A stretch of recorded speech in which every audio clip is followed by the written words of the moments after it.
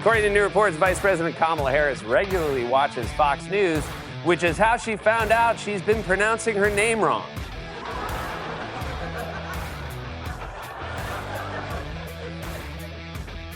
That was an attempted shot at Fox News.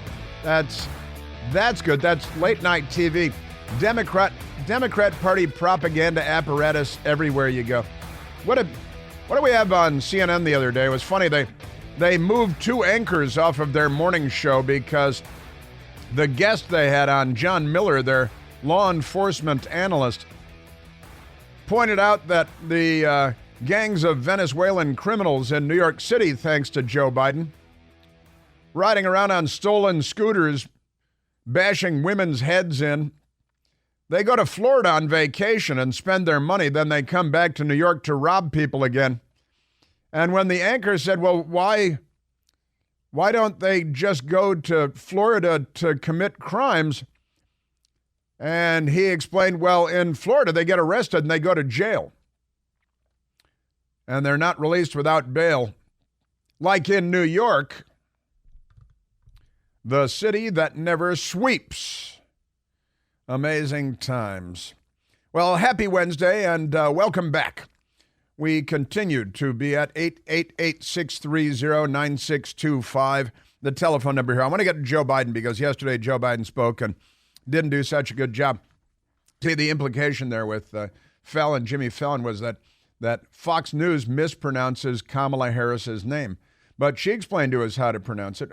She was on The View, and they were looking confused with their mouths hanging up and batting their eyelids and said, how do you pronounce your name? And she explained how to pronounce her name.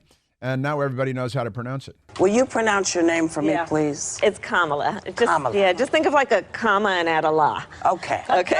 Like Kamala, which we're used to. Well, it's not the a. It's ah. Yeah, I know that, but It's like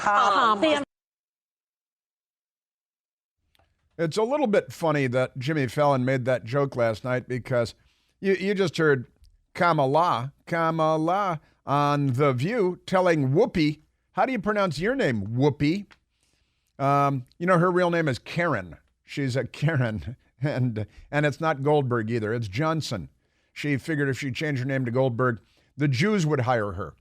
That's the thing. It was an anti-Semitic decision. But Joe Biden, it's kind of funny that he made that joke last night because yesterday, Joe Biden mispronounced Kamala's name. To inspire the nation, but as Kamala described. Kamala. No, it's not Kamala. See? So maybe they were watching Joe Biden on Fox News, and that's where her name was mispronounced. The Democrats get dumber and dumber and more dishonest. But at least we have Obamacare to fall back on. And, the rise of the oceans began to slow when Barack Obama became president because he has Zeus-like powers, amazing powers. But he gave us Obamacare, which cost me and my best girl millions of dollars, hundreds of millions of dollars, because it's a really terrible thing that he did to the country. And it's really just a redistribution of wealth scheme like everything else they do. But it came up in our morning meeting with Michael and I because there is a story from the BBC, the British Broadcasting Corporation, out of the United Kingdom. I call it the UK. And the headline is, quote, where I live, many people don't have teeth, end quote. That's the headline. And there's a picture of a man here. They explain that he's an English person. And, this kind of made me laugh right away because you may remember Austin Powers, Mike Myers in International Man of Mystery, when he was cryogenically frozen, and when he was unfrozen, they introduced him to toothpaste and dental floss and a scraper, and he thought when they gave it to him, because he's a secret agent, that it was plastic explosive and fuse and things, and they had to explain to him. I think it was Michael York had to explain to him, said, no, Austin, since you've been frozen, great advances have been made in the field of dentistry. And then there's this. Okay, let me guess. The floss is garrote wire, the toothpaste is plastic explosives, and the toothbrush is the detonation device. No, actually. Well, since you've been frozen, there have been fabulous advances in the field of dentistry. What do you mean? Nothing. Okay, not Michael York. I misremembered. Yeah, but there it is, because, you know, the British, they're famous for bad teeth. Everybody knows that. That's been true for centuries. Bad teeth, British, goes together like carrots and peas. Now, where I live, many people don't have teeth, is the headline. And they have 3 British people typing the story. And it's pretty amazing. Stephen Davies had to pay for emergency dental treatment. All right? There were people walking around with no teeth, says the 67-year-old Stephen Davies. I noticed it amongst my friends. There's a whole generation of people with no teeth because they can't get a dentist. They can't get a dentist. They can't. I've paid my national insurance all my working life, and I can't find a dentist. It's just not fair. That's what he says. It's just not fair. It can't be fair. The National Health Service, NHS, England's National Patient Survey last year, found that just over half of the people on the National Health Service had tried to get access to an NHS dentist in the past 2 years. Nearly a quarter of them were unsuccessful for 2 years, you see. Gary Tierney, 54 years old, of Cambridgeshire, has been without a National Health Service dentist for 4 years. He says he's driven to every dentist in the area, and they told him they were no longer accepting NHS patients. No one wants to take NHS patients, he said. None of my upper teeth, most of my upper teeth are gone, he says. I've had to pull a few of them myself. I've had, with needle nose pliers? What do you do? Got to pulling out your, this is the British dental system, all right? There was also a Monty Python thing about this. Lemming of the British Dental Association, Lemming of the BDA. They had a whole song and everything on Monty Python. Lemming, lemming, lemming of the BDA. It's a man's life in the British Dental Association. And no one wants to take NHS patients. Most of my upper teeth are gone. I've had to pull a few of them out myself, he says. Others are just broken and rotting. Well, you know, you're English. What do you expect? It's impossible. My children, 19 and 17, and they haven't had a checkup in 4 years. I think it's really unfair, particularly on children. On children, not with children, but on children. The patient survey found that one of the people who did not try to see a National Health Service dentist and relied on private dentistry or went without because they assumed they would not be able to find one. So that's pretty amazing. Found that so many of the people, they just didn't try. Half of the people relied on private dentistry where you go and you pay them, and it's not covered by the National Health Service and the British Dental Association and Lemming of the BDA. But private dentistry, or they just go out, go without any dental care because they're English and they can't find a dentist. So this is the British Dental Association. This is the National Health Service in Great Britain that they're so proud of and that Democrats want to emulate here. And men are pulling out their own teeth with needle nose pliers. I added the needle nose pliers detail myself, but how else are you going to do it?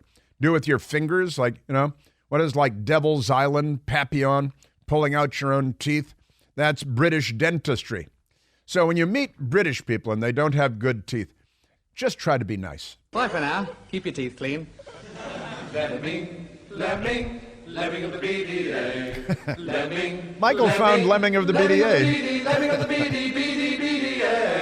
BD. See, there's the Lemming of the. They were making fun, Monty Python, making fun of the British Dental Association ages ago. Yeah, and that's national health care for you. It works the same everywhere. And the Democrats want that here. This is what Obama was celebrated for trying to inflict on us. The greatest healthcare system in the history of humankind. And Obama, who thinks that he can slow the rise of the oceans, came along promising to make it better. How'd that work out? Now let's go to Joe Biden, because his teeth are not his own. And his plastic surgery, we were watching him on television yesterday, And my best girl was saying, what happened to his face? I said, well, $100,000 of plastic surgery and the plugs and, the hair plugs and all that. And she said, no, he just had a chemical peel or something because his face looks tough. And he's squinting like he thinks he's Clint Eastwood in Hang 'em High. It's a sunny days on horseback. Amazing. And yesterday he was trying to speak to the press, and he was asked a question about hostages being held by the radical Islamic jihadi terrorist group, Hamas, which, by the way, is getting billions of dollars in this border bill. Did you know that? Billions for the Palestinians in the U.S. border bill. Otherwise, gun to the baby's head, bam, no border security for you. So here's Joe Biden. He's asked a question about the hostages being held, and he's going on, and he's trying to think, because they're talking to Hamas, right? Somebody is, some inept, incompetent nitwit in the Biden administration, the State Department, talking to Hamas. Hey, what about those hostages? And they curse at him and spit at him and, go back to molesting their camels. And here's Biden. He can't remember the name Hamas. And somebody off camera, probably a reporter, says Hamas, because they know he's trying to think of Hamas. And he jumps in and says, oh, yeah, Hamas. There is some movement, and I don't want to. What do you want to do? Choose my words. You're going to choose his words. There's some movement. There's been a response. Hostages? From who? The terrorist group? There's been a response. There's a response? From the opposition. The opposition? But who? Yes, I'm sorry. From Hamas. Somebody said off camera. It seems to be. Was it a reporter? A little over the top. We're not sure where it is. There's a continuing negotiation right now. They said they'd give the hostages back one limb at a time. They just, they're going to chop them up, and it seems to be a little extreme. He doesn't know what Hamas is. The man is not up to the job of being president of the United States. He's not up to the job of being president of a small regional tire company. He is not up to any job. You wouldn't let him drive your car. You wouldn't let him take your kids to school. You wouldn't give him a shopping list on a Post-it and let him go to the grocery store to get the stuff, because he'd lose the Post-it, get lost in the grocery store. The manager would call you and say, we found your father wandering around in the meat section. He is not up to the job of being president. Just a maroon. Now, and then he lied. He lied and he lied and he lied. Boy, did he lie. Listen to this lie. He said, hey, the border, he just heard somewhere, like he watches MSDNC, and he heard somewhere that somebody might have mentioned, oh, is there something going on at the border? So Joe Biden was alerted by this, and he knows who to blame. Every day between now and November, the American people are going to know that the only reason the border is not secure is Donald Trump and his MAGA Republican friends. That is perhaps the biggest lie ever told by any human being in the history of the world. Certainly by a U.S. president. I'm sorry, when you came in, we had the lowest illegal immigration rate in decades, generations. And then you blew it all up with a car bomb, and it just amazing stuff. And then he continues, it's all Trump's fault because Joe Biden, with 92 executive orders, undid all of the border security that President Trump had implemented by way of executive orders. One of the problems with executive orders. And then Joe Biden yesterday just lied and lied and lied. Honestly. All indications are this bill won't even move forward to the Senate floor. Why? A simple reason. Donald Trump. Because Donald Trump thinks it's bad for him politically. Therefore, he doesn't even though it helps the country, he's not for it. He'd rather weaponize this issue than actually solve it. As he weaponizes the issue rather than solving it, which he could do by 92 new executive orders, undoing his previous 92 executive orders, which undid all of the security measures taken by the Trump administration. A lie so big. And again, it reminded me of Victoria Nuland, the State Department official from the Obama administration, who admitted under oath on Capitol Hill that they used the Soviet playbook. It is classic Russian technique to blame on the other guy what they're planning to do themselves. Ah, yes, Victoria Nuland. There she is. Yes, sir. And it's possible Al Sharpton, Al Sharpton is onto this whole thing, too. Did I hear you correctly say that perhaps he was influenced by Gergel and the Third Reich in terms of telling a big lie? I just want to make sure that's what I heard you say. That's right. That's right. That's right. Telling that he was influenced by Gergel, telling the big lie. Victoria Nuland, it's Russian technique. It was Soviet technique before it was Russian technique. They accuse you. You're preventing us from securing the border. I'm sorry, Donald Trump had the most secure border in forever. You destroyed all that, and now you say it's Trump's fault because this awful bill that gives money to Hamas and doesn't secure our border, $60 billion for Ukraine, which put millions of dollars into the Biden family coffers. Boy, we should have a newspaper like the New York Times or something, a news organization called CNN that would report on this. Unfortunately, the Fourth Estate has died of autoerotic asphyxiation. Hey, it's Chris Plant, excited to tell you about our July 2024 Listener Sea Cruise. We'll be sailing around the British Isles, visiting Scotland and Ireland. Please join us. Visit ChrisPlantCruise.com. All right, we have more Biden the idiot. He should step down as president after yesterday's performance. He couldn't conjure up Hamas. And again, these idiots in this $118 billion bill. We got $60 billion and more for Ukraine to continue fighting a war against Russia. I want to get to Tucker Carlson today, too, interviewing Putin, and suddenly this is verboten.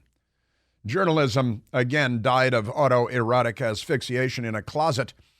An additional $10 billion in this $118 billion bill would provide humanitarian assistance for civilians in conflict zones, including the Gaza and the West Bank.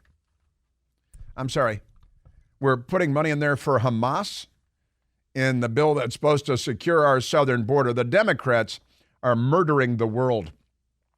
Just extraordinary. I'm looking at the clock. I don't want to go to anybody on the phone right now because there's not enough time to do you justice. But we'll come back to a phone call in just a moment. 118. Now and they call it the border bill. A lie so big no one would dare not believe it. First of all, we got on page whatever. Here's $60+ billion for Ukraine. Then you leaf forward a few pages. There's another $10 billion for humanitarian relief for civilians in conflict zones, including Ukraine, Gaza, and the West Bank. What do those have to do with each other? And what do they have to do with our border? Nothing. And why are we funding Hamas?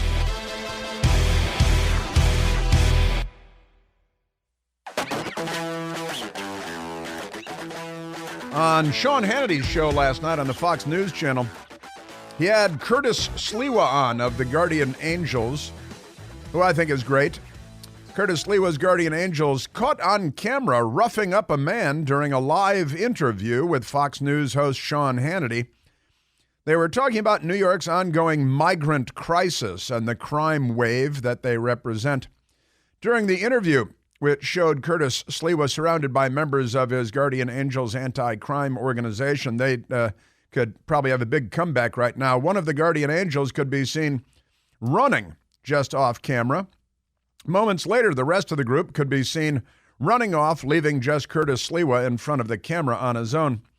Our guys have just taken down one of the migrant guys right here on the corner of 42nd and 7th. 42nd Street and 7th Avenue. While all of this is taking place, Curtis Sliwa said to Sean Hannity, they've taken over. So there was a guy who was shoplifting, and the Guardian Angels spotted him and stopped him. He resisted,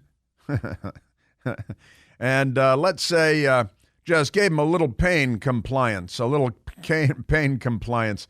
He said his mother back in Venezuela felt the vibrations, Curtis Sliwa says. He's sucking concrete. The cops scraped him off the asphalt. Was it concrete or asphalt? Because they're not the same thing. He's on his way to jail, but they'll cut him loose. That's a fact. Yep. That's your Democrat Party. They love crime. They want more crime. All right, let's go to the telephones, because I said I'd go to the telephones, but I hadn't left enough time earlier. Let's go, and there's more Joe Biden, and there's more Democrat-provided madness. And it's mailbag day. It's mailbag day. Let's go to one of the questions was too hard for me, I think. Too hard. I'm still trying to figure out the answer. All right, let's go to Renee calling from Utah. Renee, you're on the Chris Plante Show. Chris, it is an honor, such an honor to speak with you. I just want to give you props for what you do every day. I live very rurally. I don't have internet, Wi-Fi, or cable for almost 7 years now. So I depend on you for the truth, and I love you for what you do. I am 66 years old on Social Security, and I have to work to make ends meet.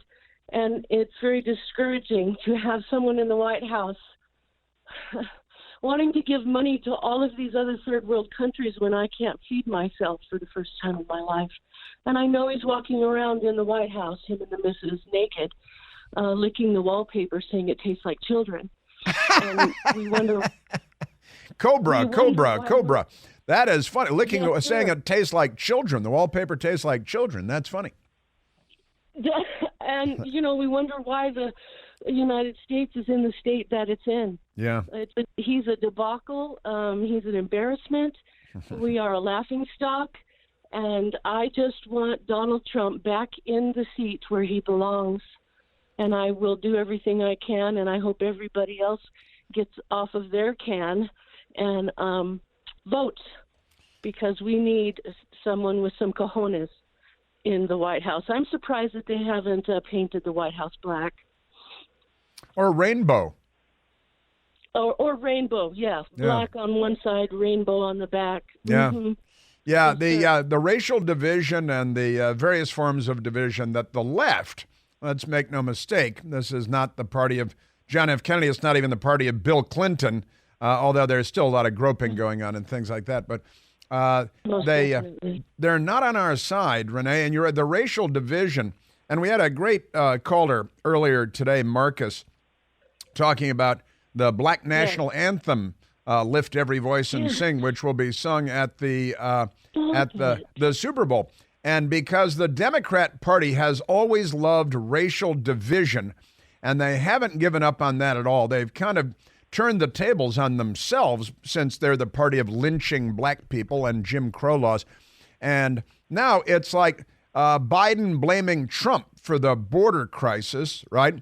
The Democrats blaming Republicans for the race crisis that they created because they believe it serves them. It serves the interests of the Democrat Party to have racial division in the United States of America. I can't think of anything more grotesque than that.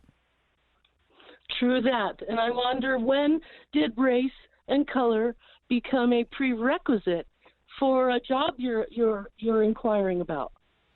DEI. Yeah. Well, yeah, it's there. See, they're trying to at least put a public face on the Democrat Party that will convince some voters, they're hoping African-American voters in key swing states, to vote for the Democrats because they make sounds like they really care, They abort 40% of the black population, exterminating. I mean, that's talk about genocide. 40% of the black, not 1 year, but year after year after year, exterminating 40% of the black population in the United States. Then they've destroyed the nuclear family and the African American community. They like to use that word, community, but they destroyed the African American nuclear family. Fathers in the household, no father in the household. Now, much more likely, you're going to drop out of high school. You're going to be involved with the judicial system. You're going to be in jail. You're going to live in poverty. You're not going to go to college. And the Democrats have secured that by waging war on the nuclear family, particularly in black families. Just extraordinary. The Democrat Party is a catastrophe for the country, for black people, for Jewish people, honestly, for for legal immigrants to the United States of America. The Democrat Party is a catastrophe. And honestly, they're a catastrophe for all the illegals that are coming in by the millions, too, because we cannot absorb them this quickly, can we, Renee? No, sir. There is no possible way, and I don't understand why we can't initiate a little force at the border. The Border Patrol agents are overwhelmed. I know this for a fact. I don't have any problems with the immigration system being used properly. I was born in San Diego. I spent time in Tijuana. I don't care what color you are. I care how you treat me. Yeah. And what you're doing for our country. Can we quote JFK? You know, it isn't what your country can do for you. It is what you can do for your country. Yeah. I have friends that are attempting to send their sons off to join the National Guard. And I wanted to join the Army twice, was not allowed because I was a single mom. And the first time I was 4 pounds overweight, go figure. Wow. But to serve this administration, I don't think I would suggest that for any young person. What are we standing for? What are we supporting? How do you support the commander in chief that doesn't? He still hasn't been to Ohio. How do you support somebody that really can't salute because his arms are just dangling at his side? Yeah. We are an embarrassment, and we've got to make some changes, and it's going to take everyone to do so. Yeah. Well, you know, the Democrat Party has virtually the entirety of the news media and the popular media. We played the broader, not news media, just but Jimmy Fallon taking shots at Fox News that can't pronounce Kamala. I was reminded this morning that Kamala in Ohio on Election Day mispronounced her own name. Joe Biden mispronounced Kamala's name yesterday. The news media doesn't report any of this. According to the Telegraph in the United Kingdom, when Joe Biden couldn't remember that he was trying to talk about Hamas yesterday, it was a reporter in the room that reminded Joe Biden, Hamas, like they're playing a game show. What's he, it's charades. What's he trying to say? He's trying to say Hamas. And a reporter jumped in to tell him, Hamas. You're talking about Hamas. And no yelling and shouting down Joe Biden, no humiliating Joe Biden, no attacking his spokesman like during the Trump years. The news media is the most corrupt institution in America, and it's the key to the left really toppling the United States of America. Well, Chris, I don't know what I would do without you on the radio. I love you. Not like your best girl does, but I start my day with you, and I appreciate you more than you will ever know. Well, that's very kind. So you're wonderful. Thank you. And you have a wonderful day. Thank you. Thank you very kindly, Renee. That's so sweet. Thank you. So kind. Very, very nice. And since we were just talking again about the racial division that the Democrat Party sows, yesterday Joe Biden had a Black History Month event at the White House where African Americans were invited so he could pander and suck up. And they probably didn't talk about the 40% abortion rate. They give out awards for that. The Margaret Sanger Award they give out. Hillary Clinton was given the Margaret Sanger Award. Margaret Sanger was a vicious, racist, segregationist, eugenicist who basically wanted to exterminate the black people in the United States of America. And they give out an award with her name on it, and Hillary proudly accepted. Hanoi Jane Fonda also proudly accepted the Margaret Sanger Award, but never mind that. So here is Joe Biden. What was it? It was then D.C. Mayor Marion Barry, who scoffed at Black History Month. He said, Black History Month, shortest month of the year, ends on April Fool's Day. That's what he said. It's February, goes to March. Then you get to April Fool's Day a month later. But that was Marion Barry. He learned that in prison while on crack, I think. He smoked crack with Hunter Biden, though. Hunter Biden bragged about smoking crack with Marion Barry in Washington, D.C. when he was going to law school. No, it was when he was in undergrad at Georgetown University, not at law school. Marion Barry, you know what? I actually smoked crack with Marion Barry. I swear to God. Jesus. I was in Georgetown, and he used to go to a place right next to the guards, and I was a sophomore, I guess. There was a junior when that happened, but he used to come there and drink like late. Undergrad. And I would be in there. He did go out and drink late. But anyway. So yeah, I was smoke crack with Marion Barry. He used to come out and drink late. Democrats. It's good to be a Democrat, isn't it? Then the FBI set him up. They did set it. Rashida Moore. GDB set me up. That's they keep it classy, don't they? Keeping it classy. All right, let's go to Joe Biden yesterday, Black History Month event at the White House, which is racist. Call it the White House. And here's Joe Biden. And he's pandering to the black vote and to the people in this room and walking around, as Renee said humorously, with his arms hanging at his side because he doesn't walk like a normal person or speak like a normal person. He's not up to any job. And he's the president of the United States of America, the leader of the free world. The most powerful man in the world is Joe Biden. Michael Piercy and I were talking about this earlier. When you're a kid and your mother tells you that anybody can be president, it's never been more true than it is today. Honestly. So here's Joe Biden pandering to the black vote yesterday at the White House. Look, folks, we will be back here next year. This community is the reason why I'm standing here. This community. I promised the administration that would look like America. I'm proud to have the most diverse administration in all of American history. In all of American, it's the most diverse administration, all American history. Of course, he was vice president in the Obama administration, and there was a black president of the United States, but it's the most diverse, and it looks like America. Now, that'd be a lot more flattering to the people in the room if you weren't a complete catastrophe, if you weren't the biggest disaster in generations, and if Jimmy Carter didn't look down on you as the worst president ever. It's nice that Jimmy lived long enough to see a worse administration, a worse Democrat administration come along. Looks like America. And I got to tell you, if this is the price of DEI, it's a price we shouldn't be paying because, his Secretary of State is an inept, incompetent white guy who nobody takes seriously.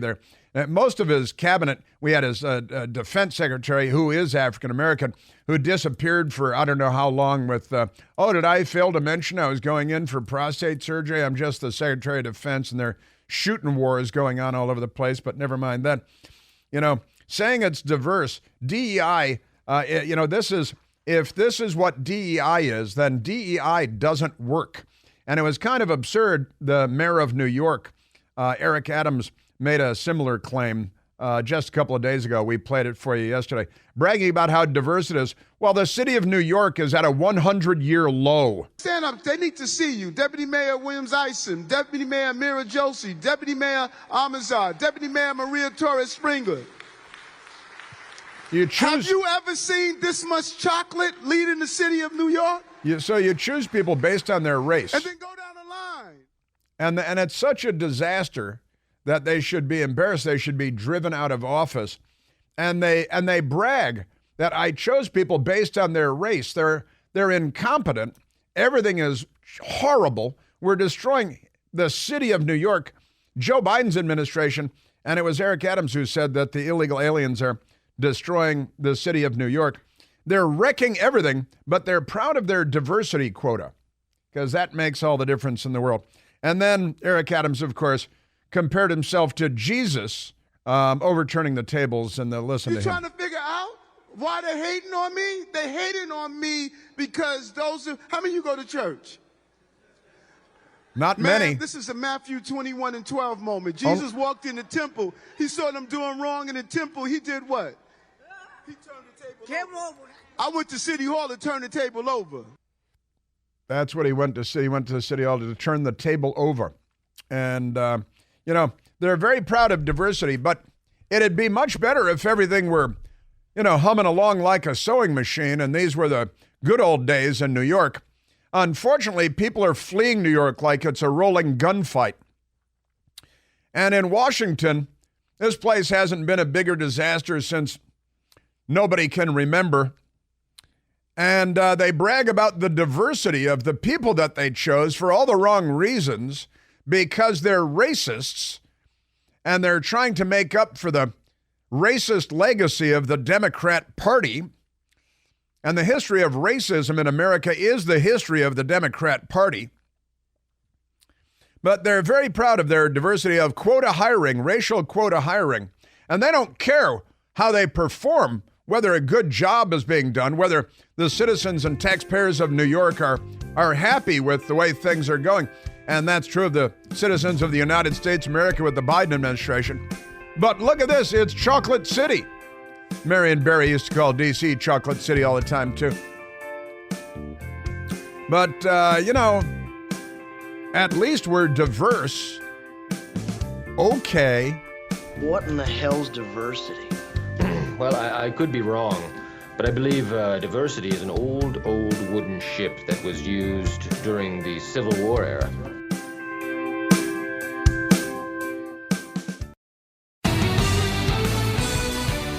Not only is the Democrat Party the party of racism in America, they're the party of anti-Semitism in America. They're the party of violent crime and carjacking and looting. They lie a lot, too. December 28th of 2023. Just weeks ago, the headline in the New York Post, Rashida Tlaib calls Netanyahu, Benjamin Netanyahu, Israeli Prime Minister, a genocidal maniac, and warns that she won't ever forget colleagues who met with him.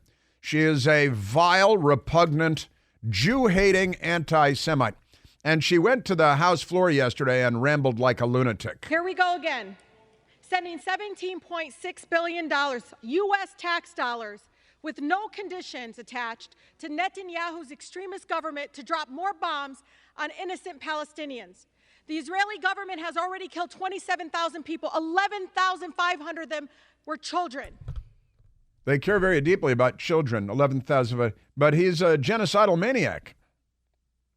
Netanyahu, our ally, he's the and a Jewish genocidal maniac. She did it again, Rashida Tlaib. Uh-oh, we've got a choke point in our technology. Because genocidal maniac and our ally, Benjamin Netanyahu, Joe Biden hates him too. I don't think they're on our side.